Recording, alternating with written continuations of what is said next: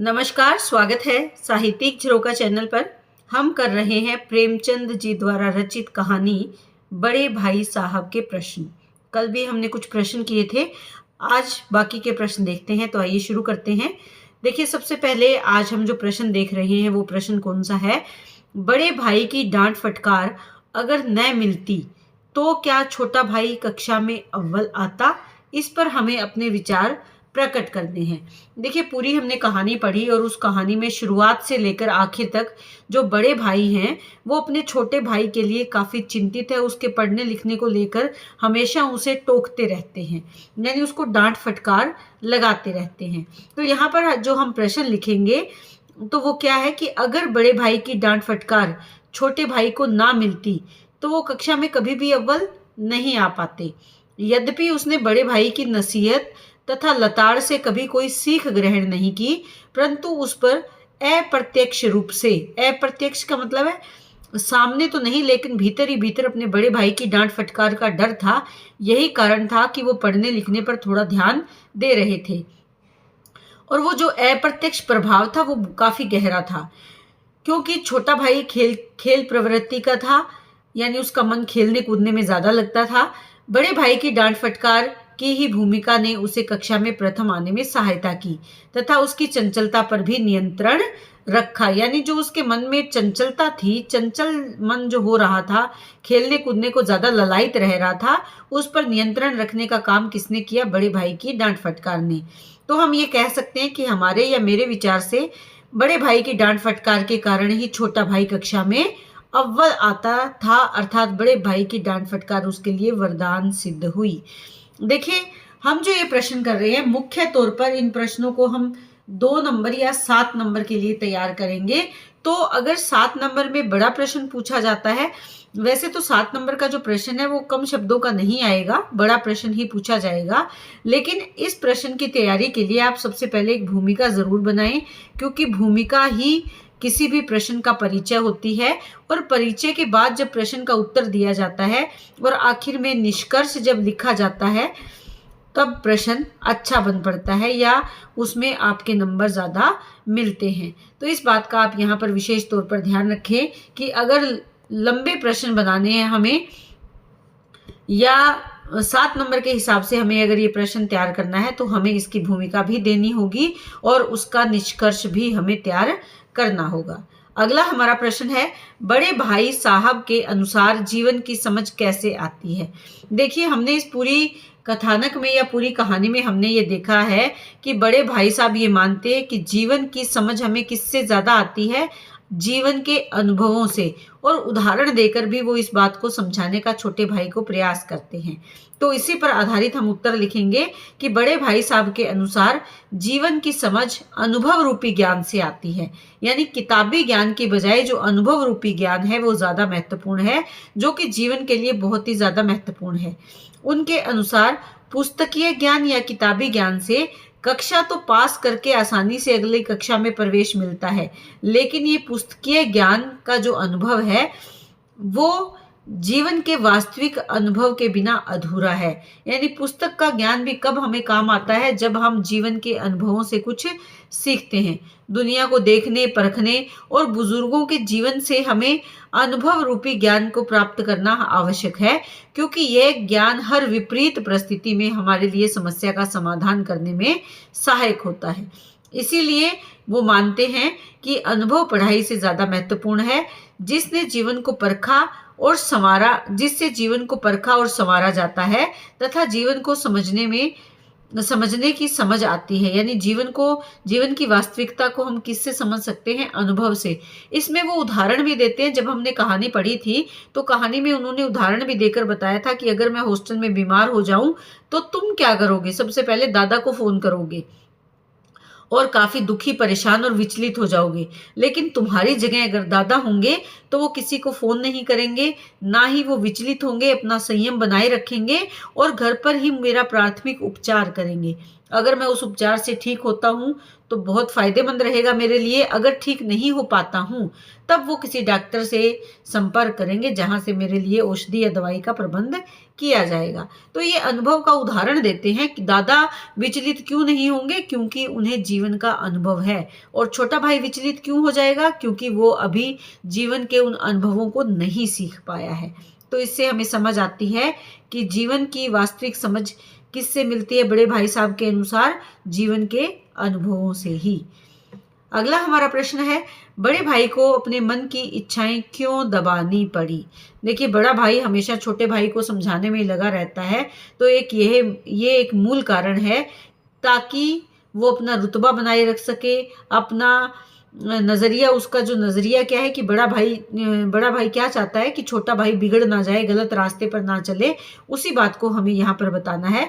बड़े भाई साहब बड़े होने के नाते यही चाहते हैं और कोशिश करते हैं कि वो जो कुछ भी करे वो छोटे भाई के लिए एक उदाहरण का काम करें, यानी छोटा भाई उनके मार्गदर्शन में चले।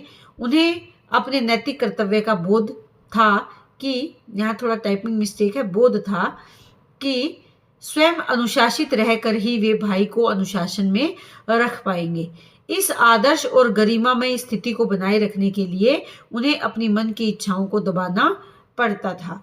तो यहाँ पर क्योंकि उन्हें लगता था कि अगर मैं ही छोटे भाई की तरह सारा दिन खेल कूद मस्ती पर ध्यान दूंगा तो छोटा भाई बिल्कुल भी पढ़ाई के रास्ते पर नहीं चलेगा। वो बात अलग है कि जो बड़े भाई हैं वो बार बार प्रयास करने के बाद भी कक्षा में असफल हो रहे हैं, लेकिन अपने छोटे भाई को समझाने के लिए, उनका मार्गदर्शन करने के लिए वो कोई कोर कसर नहीं छोड़ते। काफी महत्वपूर्ण प्रश्न है, बड़े भाई की स्वभावगत विशेषताएं बताइए, यानी उनका स्वभाव कैसा है, उन विशेषताओं को हमें बताना है। ये काफी महत्वपूर्ण प्रश्न है। तो देखिए, इस प्रश्न में आप सबसे पहले एक भूमिका अच्छी सी लिखेंगे कि कहानी किसकी है। प्रेमचंद की कहानी है। इसमें दो मुख्य पात्र हैं, एक बड़ा भाई और दूसरा लेखक स्वयं। यहाँ पर जो बड़ा भाई है उसके पात्र की विशेषताएं निम्नलिखित हैं और वो विशेषताएं हमें इस तरीके से बतानी है। आप चाहें तो इनका पॉइंट बनाएं और उसको एक्सप्लेन करें, और आप चाहें तो इनको सीधे तरीके से लिख सकते हैं, लेकिन पॉइंट बनाकर उसको अगर आप विस्तार से लिखेंगे तो पेपर में जो प्रश्न है वो अच्छा तैयार होगा। यहाँ पर अगर हम पहला पॉइंट देखें तो बड़ा भाई बहुत ही ज्यादा परिश्रमी है। हम यहाँ पर पॉइंट बना सकते हैं, पहला पॉइंट क्या बना सकते हैं, परिश्रमी। उसका स्वभाव कैसा है, परिश्रम करने वाला है। वह दिन रात पढ़ाई में जुटा रहता था, इसीलिए खेल कूद क्रिकेट मैच आदि में उसकी कोई रुचि भी नहीं थी। बार बार फेल होने के बावजूद भी वो पढ़ाई में लीन रहता था, यानी मेहनत तो करता था। वो बात अलग है कि पढ़ाई उसकी बुद्धि में नहीं आती थी या वो नहीं समझ पाता था, यही कारण था कि वो बार बार असफल हो रहा था। उसके बाद दूसरा हम पॉइंट बना सकते हैं कि उपदेश देने की कला में माहिर। बड़ा भाई उपदेश देना की कला में बहुत माहिर है, इसीलिए वह अपने छोटे भाई को उपदेश देता ही रहता है, क्योंकि वह अपने छोटे भाई को एक नेक इंसान बनाना चाहता है। इसके साथ साथ वो चाहता है कि वो मेहनत करे और पढ़ाई में अच्छे नंबरों से वो अपनी कक्षा में अव्वल आए, क्योंकि अगर वो गलत रास्ते पर चल पड़ा तो जो घर से पैसे मंगवाए जाते हैं खर्चे के लिए वो बेकार चले जाएंगे, और घर वालों की और स्वयं बड़ा भाई ये सोचता है कि घर वालों की जो मेहनत है वो भी खराब जाएगी। मेहनत किस में लग रही है, पैसा कमाने में। तीसरा हम यहाँ पर पॉइंट बना सकते हैं अनुशासन प्रिय। देखिए, बड़ा भाई अनुशासन प्रिय है, सिद्धांत प्रिय है और आत्म नियंत्रण करना जानता है। अनुशासन में स्वयं भी रहता है और छोटे भाई को भी ये आदेश देता है कि वो अनुशासन में रहें, इधर उधर खेलने कूदने का टाइम नियमित रखें और पढ़ने पर ज्यादा ध्यान दे। अपने सिद्धांतों का वो त्याग नहीं करते, सिद्धांत प्रिय हैं और आत्म नियंत्रण यानी खुद पर उनका नियंत्रण है। देखिए, आत्म नियंत्रण तो है। एक बच्चा बालक जो 9वीं कक्षा में है उसका मन भी तो चंचल है, उसका मन भी खेलने को कूदने को अपने दोस्तों के साथ बातें करने को करता है, लेकिन कहीं पर भी कहानी में उनके इस व्यक्तित्व के दर्शन हमें नहीं होते।